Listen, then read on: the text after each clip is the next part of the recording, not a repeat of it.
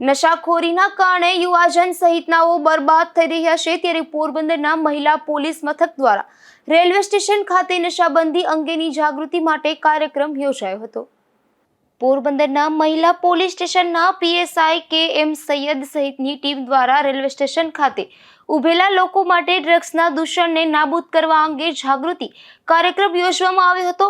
નશો કોઈ પણ દેશમાં ભવિષ્ય અને પ્રગતિ માટે સૌથી મોટી બાધા છે અને એક અભિશાપ છે.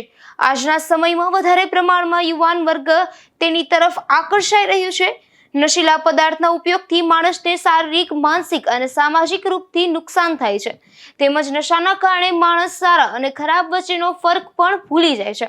આપણે એક મજબૂત રાષ્ટ્ર બનાવવા માટે નશા જેવી વસ્તુને જડથી ઉકેલી ફેંકવી પડશે. આજના સમયમાં એવી ઘણી સંસ્થાઓ છે જે નશા મુક્તિ માટે અભિયાન ચલાવે છે. નશાથી થનારા દૃષ્ટ પરિણામ ઘણા હાનિકારક હોય છે. નશો કરનાર લોકો વિચારે છે કે નશો કરવાથી તેમના બધા દુઃખ નશો કરવાથી દૂર થાય છે, પરંતુ નશો કરવાથી દુઃખમાં વધારો થાય છે. નશો કરવાથી ઘણી બધી બીમારીઓ થાય છે તથા ઘણા આંતરિક અંગો ખરાબ થઈ જાય છે. નશાની ટેવ ન કેવળ માણસને નુકસાન પહોંચાડે છે, પરંતુ પરિવાર અને સમાજને પણ નુકસાન કરે છે. જે વિશે જરૂરી માર્ગદર્શન આપી નશા મુક્તિ જાગૃતિ કાર્યક્રમનું આયોજન કરાયું હતું. અશોક થાનકી, ગુજરાત ન્યૂઝ, પોરબંદર.